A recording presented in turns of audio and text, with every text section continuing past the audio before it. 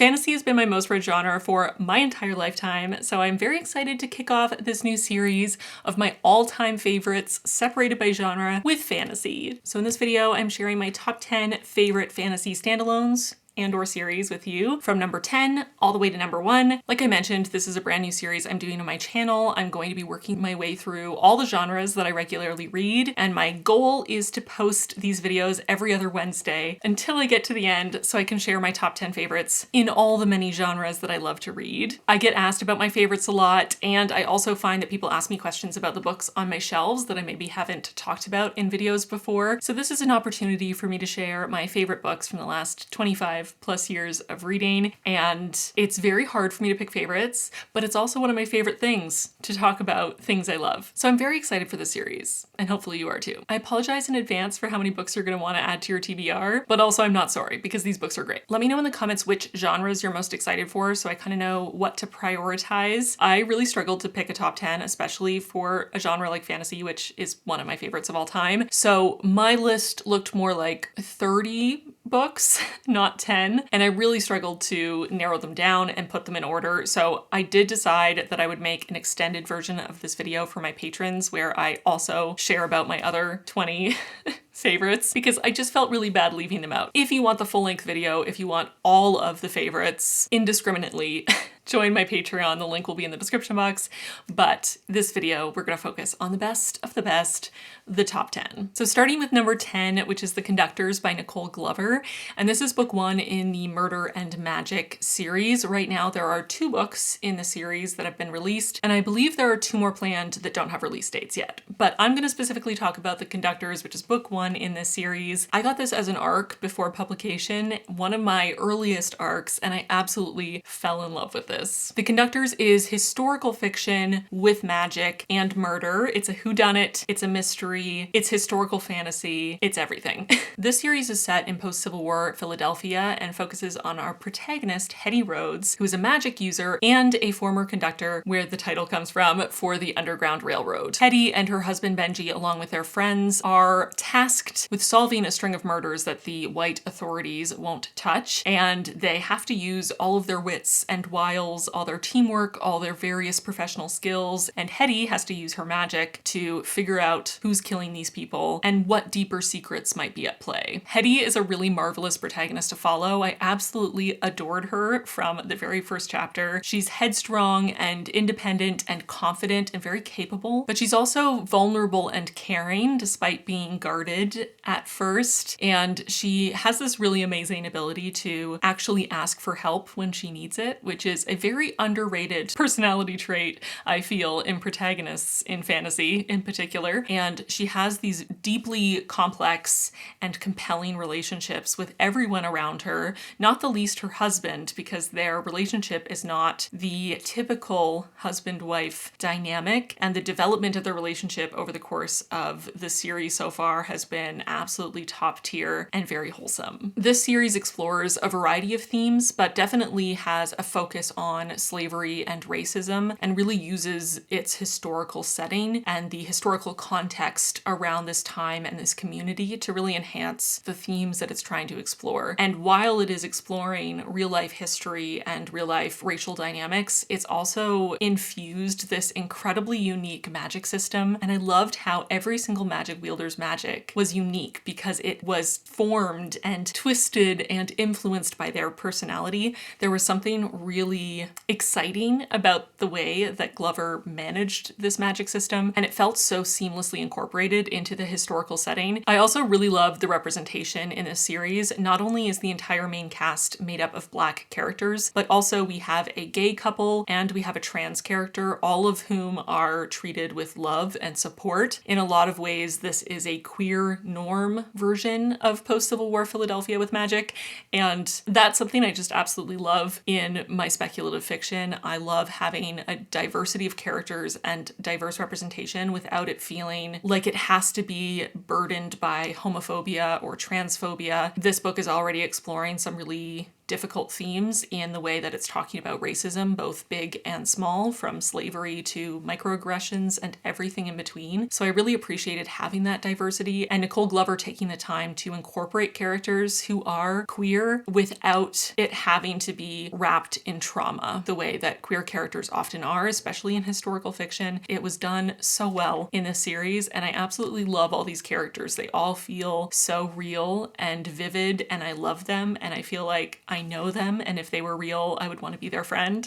So it's really great to read a book that has a little bit of a bigger main cast of characters that are working as a team, and you really feel that their dynamic is natural and like they have history together before the first page, which is something that is also, I feel, underutilized in a lot of fantasy. We have the current day investigation into these murders, but we also have flashbacks to the time that Hetty was working with the Underground Railroad and how she met Benji and some of those earlier experiences that were harrowing and heart-pounding and intense. And I felt the pacing was really well balanced between those flashbacks that gave us more context for the characters and their relationship, and also historical context, and the modern day development of this mystery, the investigation, and all the exciting magic. So I would highly recommend The Conductors by Nicole Glover if you haven't checked it out. I feel like I have not heard this book and the series be talked about enough online, on the internet, in bookish spaces, and it's so good. It's really great and really unique, so you should read it.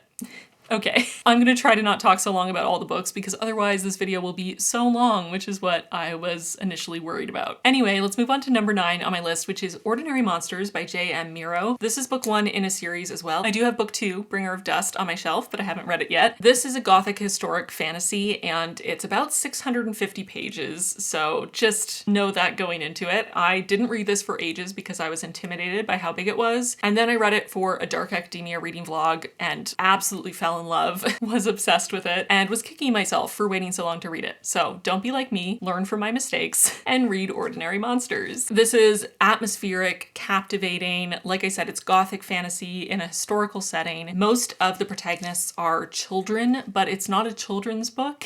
This does have some dark fantasy, almost horror type elements to it. There is blood and gore and graphic violence in this book, but we do spend quite a bit of time with various magical children in this book of varying ages, and once you get into the second half, there's kind of a longer period of time at basically a magic school for talented children. Again, even though most of the protagonists are children, it really doesn't feel like a children's book, and I fell in love with all the characters immediately. I really wanted to keep them safe, protect them at all costs in this incredibly dangerous world that they were dropped into, and it was a little hard to have to sit on the sidelines and just experience their story secondhand and know I couldn't do anything to help. That being said, this is such an incredible book. It is so beautifully written. The prose is impeccable. It is so gorgeously descriptive. It is scrumptious. I love a book that is not afraid of really elaborately describing the world and the setting, giving you a really strong sense of place.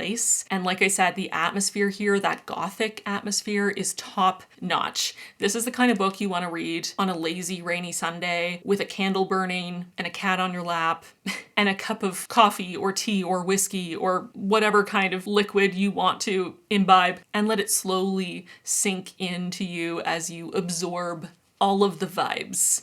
That was very elaborate, but you know, I'm inspired. He does it better than I do. Okay, don't worry. And even though this is a long book, I felt it was quite well paced. We definitely spend some time getting a little bit of a backstory on some of the main characters, and we spend some time developing the characters themselves and their relationships and sort of building up to the climax. But I never felt like it was slow or it was dragging. It felt like everything was taking the time it needed. Everything was allowed a moment to breathe, but things were still moving along at a good clip to get us to the climax and to the end. I was engaged the entire time. It was super immersive. This book very much has a found family vibe to it. It spends quite a bit of time exploring what it means to belong and sort of having that yearning for belonging and overcoming difference. And it also explores what it means to be a monster and what makes you a monster. How does one become monstrous? And where is that line? Do the ends justify the means? All of those fun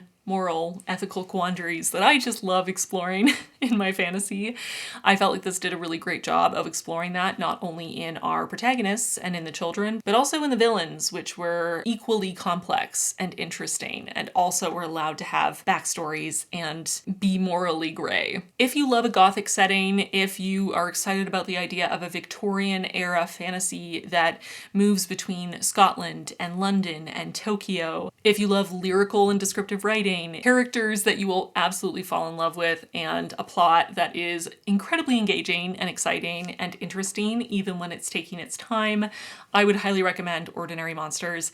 I loved this book. Honestly, talking about it right now makes me want to read it again. We'll see. But you should read it if you haven't already, okay? Of course, I thought this was gonna be such a quick video because I prepared ahead of time, but I'm talking about books I love, and so of course I'm rambling on, and I've been talking for ages, so I need a little bit of an energy boost. It's starting to flag a little bit. As funny as it might seem, because I'm a full-time YouTuber and have been for years, I find it quite draining. It takes a lot of energy to sort of be on and be on camera. I am naturally introverted, so maybe that's where that comes from. Thank goodness I have Magic Mind on hand. Magic Mind is a mental performance shot that you take daily as an addition to your routine, and I am a huge fan. I've been taking Magic Mind for ages now. Magic Mind is all about giving you time-released energy with less stress, and it's not a coffee replacement, but it does help your coffee last all day thanks to the L-theanine. This video is sponsored by Magic Mind. Magic Mind is my preferred way to get sustained, focused energy that doesn't leave me feeling jittery or shaky or leave me unable to fall asleep at night. Magic Mind is really committed to the concept of mental wealth. I find that Magic Mind gives me a little bit of extra energy and focus, a little bit of a boost without drawing from my future energy. It's not like I'm gonna have to pay for it later in some way. It's just boosting my own energy and focus in a really natural way. And it also tastes delicious, which makes it very pleasant to take every single day and kind of see those compounding daily effects. Magic Mind has become an essential piece of my daily routine. And not only does Magic Mind have your day covered, they also want to help you at night. I'm really excited about Magic Mind's newest product, their Sleep Elixir. Magic Mind's new Sleep Elixir is all about helping you to fall asleep faster, stay asleep longer, and have a more rested, rejuvenated sleep. It's full of natural ingredients and is melatonin free. I'm so excited to try it as someone who is chronically sleep deprived. I need all the help I can get. And I love the idea of combining the focused, clear, calm energy of the Magic Mind mental performance shot during the day and the relaxing, calming sleep elixir at night. Magic Mind is doctor validated and backed by hundreds of studies. All Magic Mind ingredients are third-party tested and 100% safe. Magic Mind also donates 5 cents for each bottle sold to mental health charities that help US homeless communities. And there's no risk trying Magic Mind. They have a 100-day, 100% money-back guarantee if you don't love it. They also ship internationally to 65 countries, and they really care about that daily incremental change, consistency, and mental wealth. So if you haven't tried Magic Mind yet, I highly recommend them. Check them out with the link in my description box. You can get 45% off the Magic Mind bundle of both the mental performance shot and the sleep elixir. So click the link in my description box to get 45% off. And thank you again to Magic Mind for sponsoring this video. Moving on to number 8 on my list, which is Piranesi by Susanna Clarke. This book was everywhere when it was released. I have actually not read any other Susanna Clarke, but I know that she is famous for her fantasy, sort of her literary fiction style fantasy, and Piranesi is no different. I would definitely classify it as literary fiction with a fantastical, speculative vibe to it,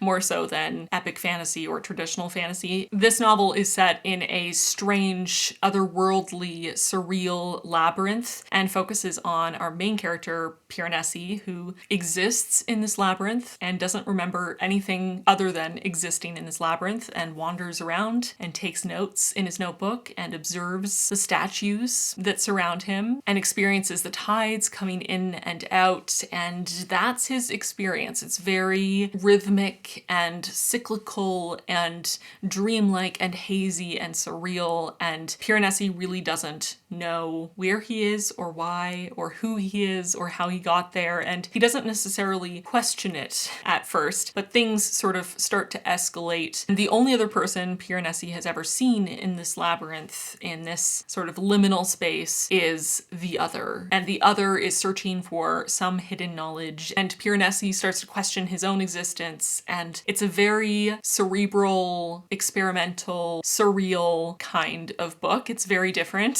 from the other books on this list so far, but it's very special and it's absolutely right up my alley. I love a weird book. I love a book that tries something new and does something a little strange and unique. And Piranesi is definitely a little bit strange and unique in the best possible way for me personally. Piranesi is really exploring themes of isolation and yearning for human connection, memory, identity, self-discovery, perception versus reality, and knowledge as power. And I just felt like this was a remarkable book. I immediately was drawn into it. It was so deeply immersive. It's one of those books that kind of puts you in a trance until you finish it. And I just absolutely loved reading it and will definitely read it again at some point, maybe soon, because again, talking about it makes me want to read it again. If you are someone who likes surreal, cyclical, rhythmic feeling, strange little books, you might like Piranesi as much as I did, because there is just something so magical about it,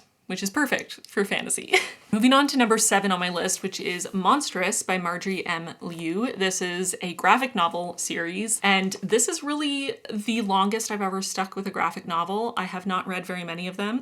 I honestly just decided to pick this up on a whim because I saw some of the art and thought it was absolutely stunning, which it definitely is. The art is by Susanna. Let me find an example to show you. It's all gorgeous, but there's just something so intricate and highly detailed about the illustration style, and the colors are gorgeous. They're more desaturated. There's a bit of a grungier, darker feel to them, which completely fits this series because it is very dark and grungy. Oh, that's great. Yeah, I'll have to try to do a close-up or something afterwards. You can really see so many intricate details. Again, one of my favorite things about reading this graphic novel is just staring at the art for far longer than I read the text, because, you know, graphic novels, they don't have huge swaths of text on every page, but the art just blows me away and takes my breath away every time. But anyway, let's talk about what the story actually is. Monstress is an amalgamation of many different genres. It is primarily, in my mind, fantasy, but it also has elements of science fiction. It has a steampunk aesthetic, and it definitely leans into horror. There is a lot of graphic violence and gore and blood, and it is depicted visually in the art.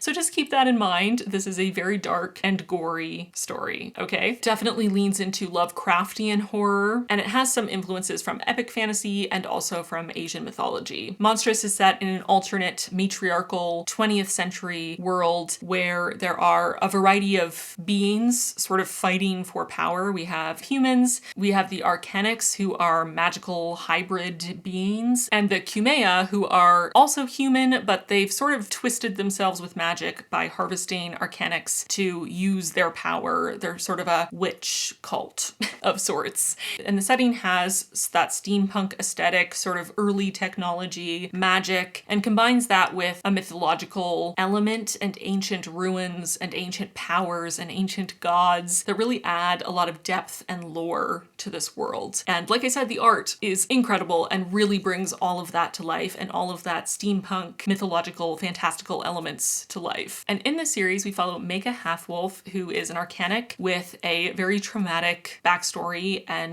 she is going through a transformation and a evolution, both internally and metaphorically, but also literally, physically. And she's on a bit of a mission to discover the truth of what happened to her mother, as well as trying to process this transformation that's happening to her, kind of understand and harness this great power that resides within her. And she comes across a variety of fantastic characters who absolutely stole my heart, who I'm obsessed with and love so much. There's definitely a found family element to this story, and, you know, first friend kind of vibes where, you know, a surly main character is kind of smothered with love by a much more bubbly character, which is one of my favorite dynamics. And I just love Meika's relationship and banter with the friends that she gathers along the way in this series. This whole thing is taking place on the backdrop of this really devastating war between these various factions, and Meika has experienced some of this war firsthand, which is part part of her trauma. And there is a lot of exploration of war and the cost and consequences of war, the trauma that it brings, displacement, death, disfigurement, loss. This is largely a story of survival and identity and growth, but also, like I said, found family and building that connection, that community, that sense of belonging. It's also another book that looks into what it means to be a monster, what makes a monster, do the ends justify the means. This looks at prejudice and oppression and systemic racism, xenophobia, exploitation, and really draws a lot of parallels to real life issues in a way that I just love, again, in my fantasy. I really love when fantasy and other speculative fiction takes a made-up world as an opportunity to explore real life issues, which is definitely something that Marjori Liu is doing with this graphic novel. And it's just so immersive and exciting and heart-pounding. The pacing is amazing. There are so many twists and turns. This world is so well developed. It is so intricate and expansive. It really feels like this world is an entire world. It doesn't feel like it just ends, you know, one room over or one street over from where the main character is. It feels like this world exists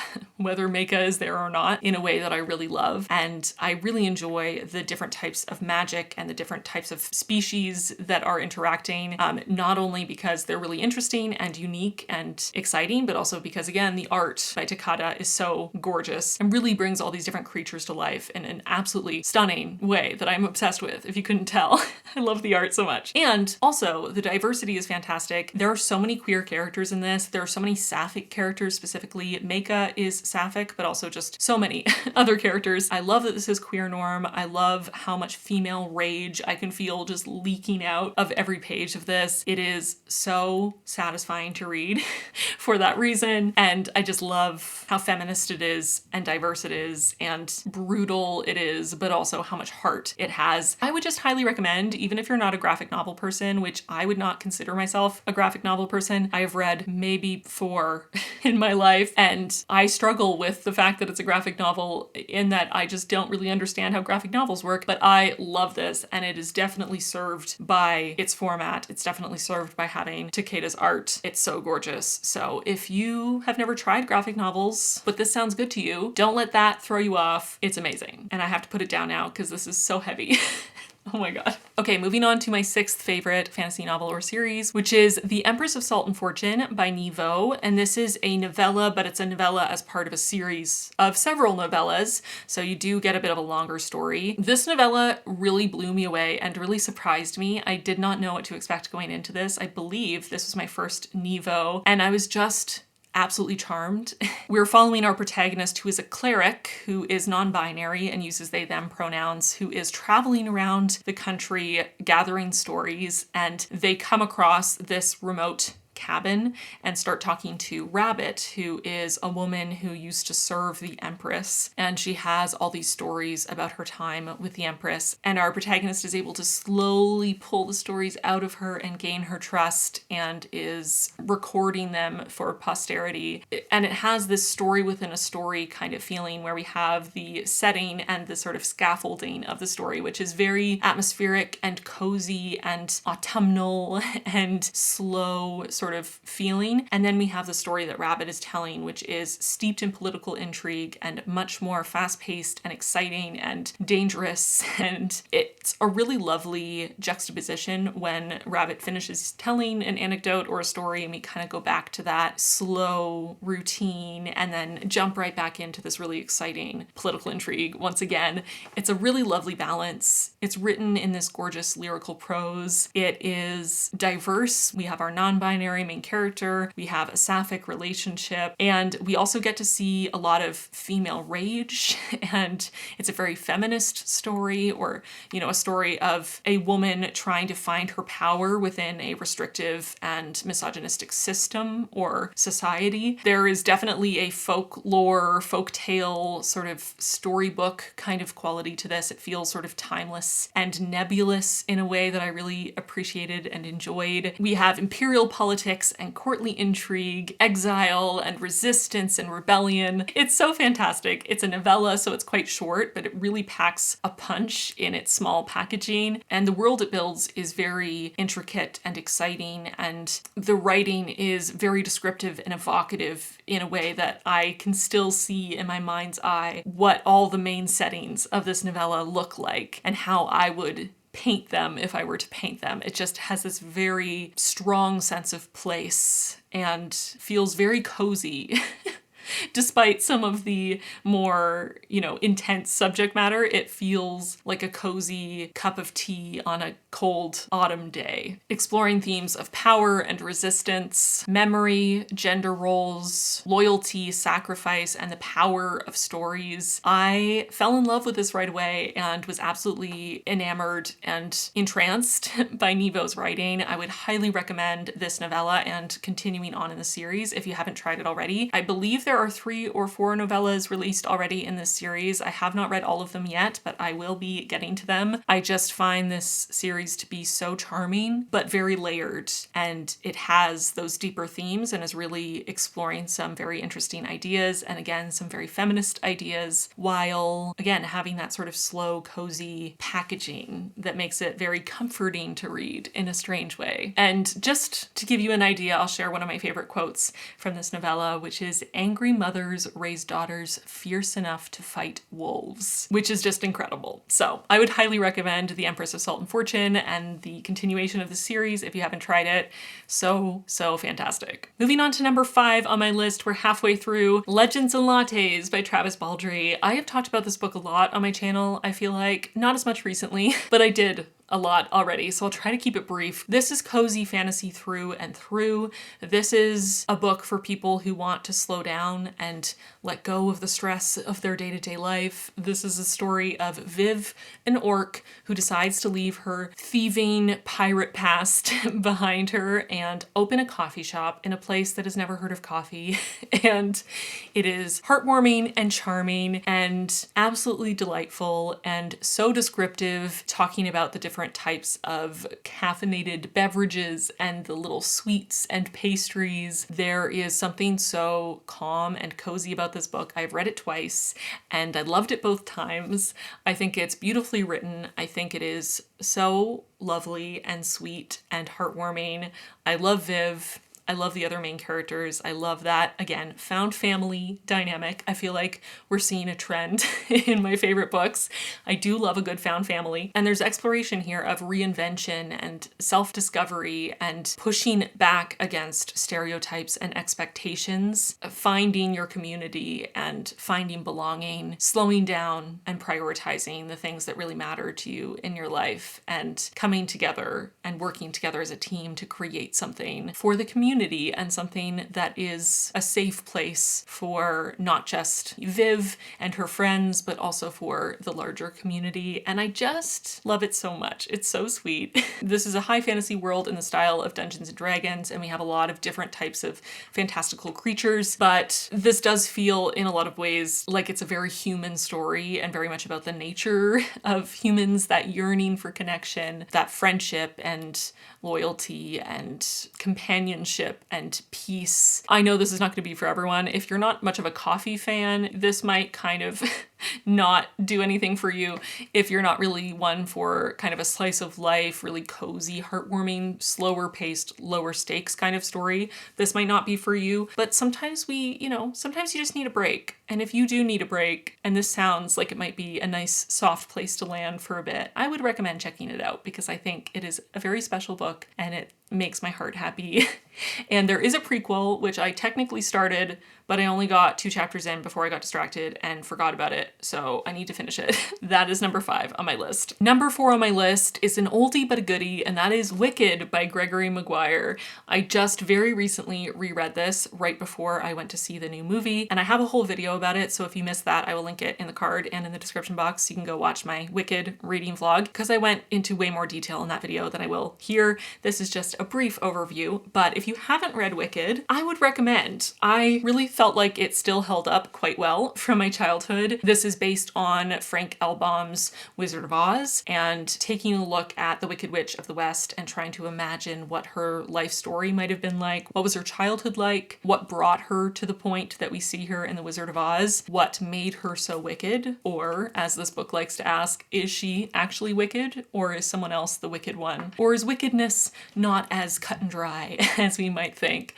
I love this book. I am very nostalgic for it, but I do also think that it has a lot to bring to the table. It's oddly relevant to our current moment. Politically, it's exploring a lot of really important and interesting themes like political manipulation and propaganda, oppression, colonization, hoarding of or the stealing of natural resources, the othering or scapegoating of a particular group of people to kind of get everyone to rally behind and to hate this one group so that they don't notice everything that the larger political system that the leaders are doing to harm everyone. Activism, authoritarian governments. There's just a lot in here that I feel is very relevant to a lot of countries on the planet right now, but it also explores some lighter themes like identity and self-discovery and friendship, and then, you know, some more fundamental existential themes like good versus evil and the nature of wickedness, like I mentioned. This has a lot to say in a critical sense, in a commentary sense on political systems. It's also pretty diverse and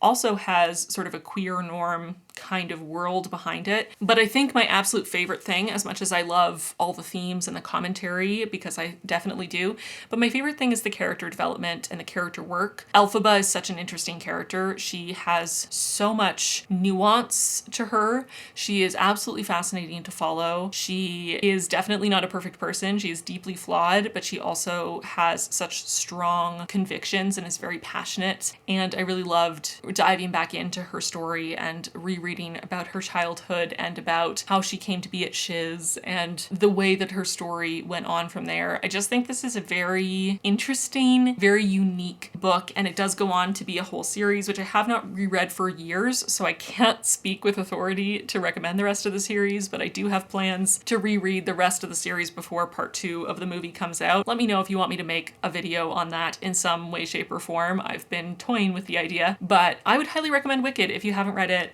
You can see I had a lot of thoughts while I was rereading it, largely held up very well from my experience of childhood, and I just feel like this is one of those books that really developed my love of fantasy early on, and I think it's really very relevant for our current moment, and I will stop talking about it there. Would recommend Wicked by Gregory Maguire. Next up is another blast from the past, even older, The Hobbit. This is another favorite from childhood. I reread it 500 times.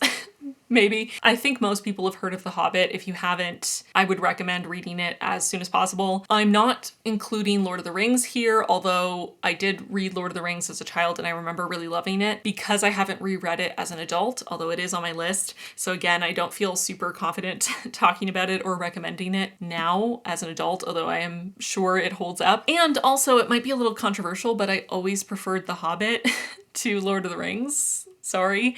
I just love The Hobbit. I love the sense of adventure. I love how epic it is. I love Bilbo as a protagonist. I love all the other characters we meet along the way. There are so many scenes in this book that are so vivid in my mind. It's ridiculous. It just set my imagination on fire as a child, and I think it's an absolutely gorgeous, beautiful story of adventure and bravery and friendship and loyalty, the nature of power and the importance of knowledge. And I just love this book so much. It is so close to my heart. It is a classic for a reason. So if you have not read The Hobbit or Lord of the Rings, I'd recommend starting with The Hobbit, not only because it takes place prior to The Lord of the Rings chronologically, but also because, you know, it's just one book. It's much shorter than The Lord of the Rings, and it's maybe a good way to dip your toe in and see how you feel about this world and these characters. And if you're invested enough to read the whole trilogy, I think you probably will be. The Hobbit is pretty widely beloved, and it certainly is very beloved by me. This has been in my top 5 favorite fantasy novels for my entire lifetime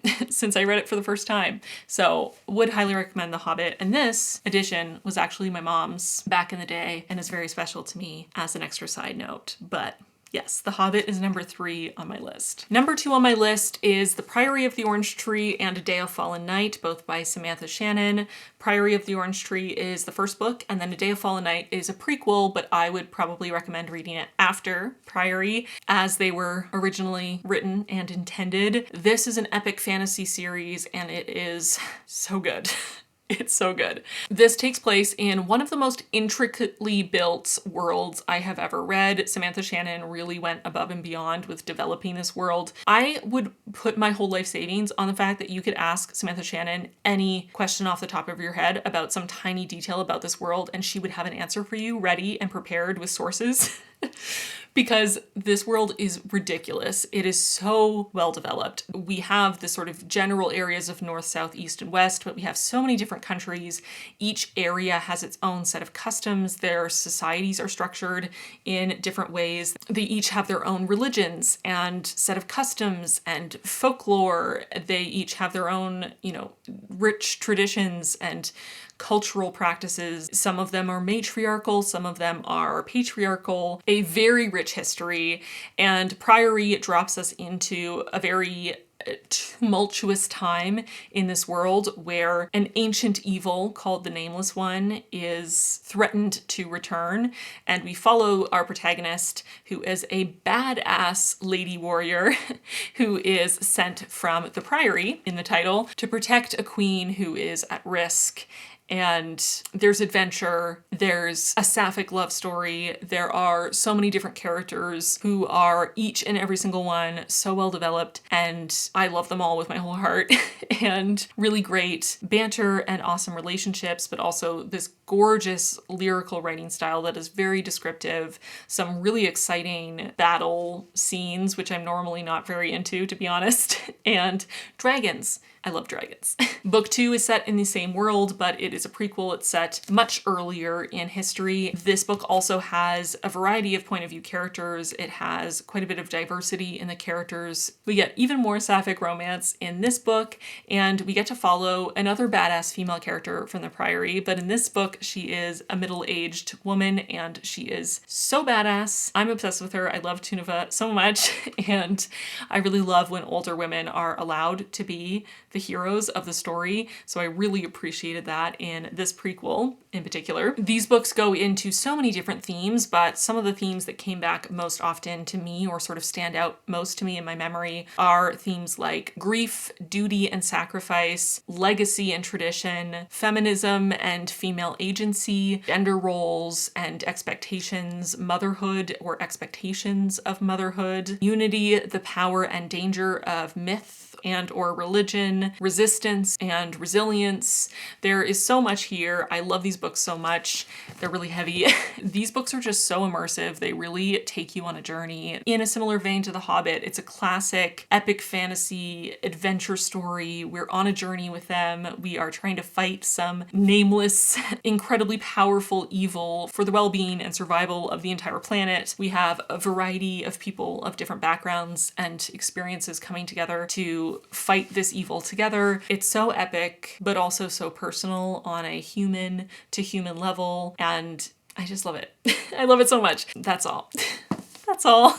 I highly recommend these. Again, I would read Priory first and then A Day of Fallen Night. These are also very substantial, but they're so worth it. These worlds will really reel you in and not let you go until the final page, and you will say thank you. And now, without further ado, we've come to my absolute favorite fantasy series of all time. You probably won't be surprised. It is the Broken Earth Trilogy by N.K. Jemisin, the 5th season, The Obelisk Gate, and The Stone Sky. This series is everything. I'm absolutely obsessed with it. I love this trilogy with my whole heart. This is such a special trilogy. It is so unique, and it's absolutely heartbreaking and incredible. So you should read it. This is a speculative sort of sci-fi fantasy. It definitely has some sci-fi elements to it, but again, I would mostly classify it as fantasy. And it also has a bit of a dystopian climate destruction sort of flair to it. And this series is set in a distant future on this mega continent called the Stillness. And it's very geologically unstable, plagued by repeated catastrophic seismic events. And these catastrophic events books are known as fifth seasons, and when they come, they really bring society to rubble. It's a lot of political upheaval and social unrest and death and destruction. And in this world, we have a minority group of people who have special powers depending on the person and how trained they are and how much natural affinity they have. They have different abilities to control this seismic activity known as origines. And we're following one such person, Essen, who is hiding her true nature because origines are oppressed and feared and hated in this world. But an absolutely horrific event at the start of the first book is the motivation for Essen to leave her home and try to find her missing daughter and save what remains of her family. And along the way, she starts to understand more about her own nature and abilities, starts to learn how to harness it in a new way, meets a variety of really fascinating people, and has some really transformational experiences. This is another book where our protagonist is a super badass middle-aged woman, which we do not have enough of, in my opinion, in fantasy. Essen is a very flawed character, but I absolutely love her. I was rooting for her from the very first page, and I felt her pain and her grief as a mother. This is a very dark series. I would definitely recommend taking a moment to look at the content warnings on the book card before picking this up, because the content is heavy. It is very difficult to read about. It's not going to be for everyone in every season of their life, no pun intended. This is really hard to read at many points, but for me, it was just so worth it. In my mind, this series is a masterpiece. It's gorgeous. The writing is impeccable. N.K. Jemisin's imagination is mind-blowing to me every time. I love the characters. I love this world. I love all the political and social commentary. Oppression, systemic injustice, environmental collapse, power and control, identity and transformation and self-discovery, family and motherhood and sacrifice and resistance and resilience, grief, revenge, and forgiveness. This series really has it all. It is such a human story. It is a story of the ways that we can destroy the only earth we have by ignoring the way we treat our environment, but also by turning on each other and othering each other and killing each other for our differences in a way that is just so cruel and heartless and devastating. This is such a powerful journey. There's so much emotional depth here. I sobbed my eyes out at least once reading each of these three books, but especially at the very end of the last book, The Stone Sky. It's a very unique series, and the first book in particular,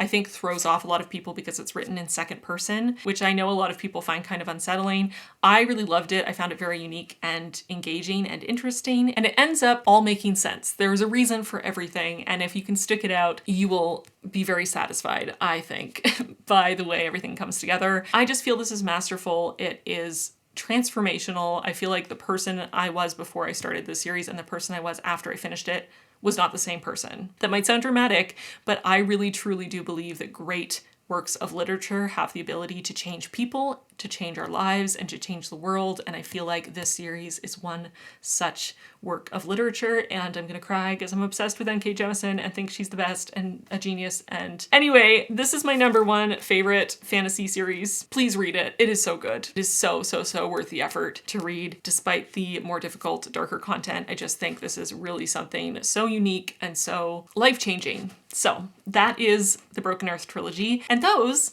are my 10 favorite fantasy standalones or series that I've ever read in my whole life. So I hope you enjoyed this video. I hope you have added all of these to your TBR, to be honest. Okay, whichever ones appeal to you, because we don't all have the same taste. Not all of these books are going to be your favorites, but hopefully at least one of these caught your eye and you'll find a new favorite from all of these that are my whole heart. If you've read any of these and you have thoughts on them, whether you agree with me or disagree, I'd love to hear them in the comments. Just be nice if you're gonna be critical. I'm totally happy to hear your opinions, even if you hated some of these books, but just remember they are literally my favorite books of all time. So you have to be nice, okay?